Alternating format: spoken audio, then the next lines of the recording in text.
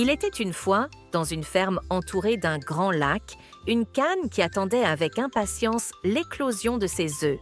Chaque matin, elle les couvait avec amour, guettant le moment où ses petits briseraient enfin leur coquille. Un beau jour, les œufs commencèrent à trembler. Un à un, ils se fendirent, laissant apparaître de jolis canetons aux plumes jaunes et duveteuses. Mais le dernier œuf, bien plus gros que les autres, mit plus de temps à éclore. Lorsque la coquille se brisa enfin, un caneton étrange en sortit. Il était plus grand, plus gris, et ses plumes semblaient ébouriffées. La cane le regarda avec étonnement. « Comme il est différent, mais c'est mon petit !» pensa-t-elle avec tendresse.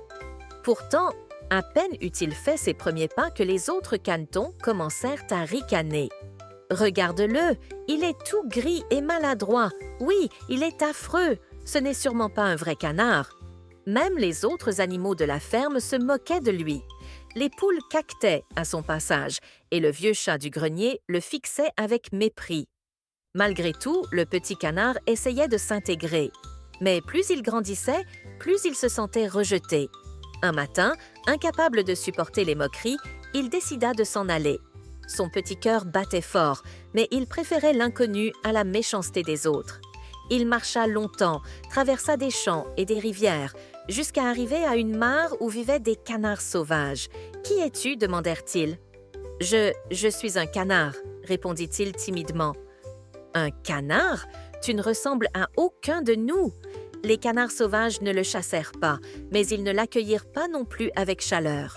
Seul, le vilain petit canard passa l'été à errer de mare en mare, cherchant un endroit où il serait accepté. L'automne arriva avec ses vents froids et ses feuilles dorées.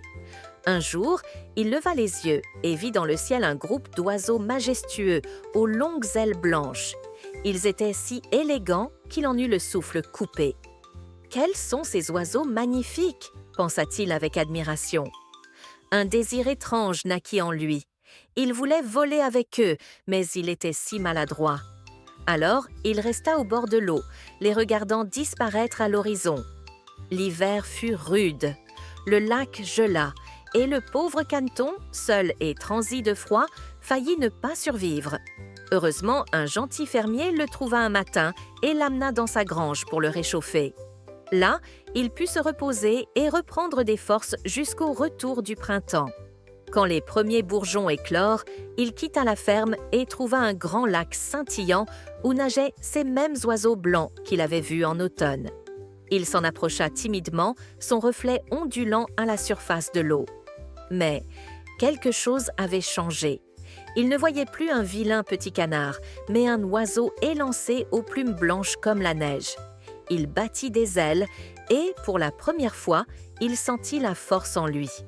Les cygnes qui nageaient là s'approchèrent et lui dirent avec douceur « Viens avec nous, tu es l'un des nôtres. » Le vilain petit canard comprit enfin, il n'avait jamais été un canard, mais un cygne. Toute sa vie, il avait cherché un endroit où il appartenait, alors qu'il était simplement en train de devenir ce qu'il était destiné à être.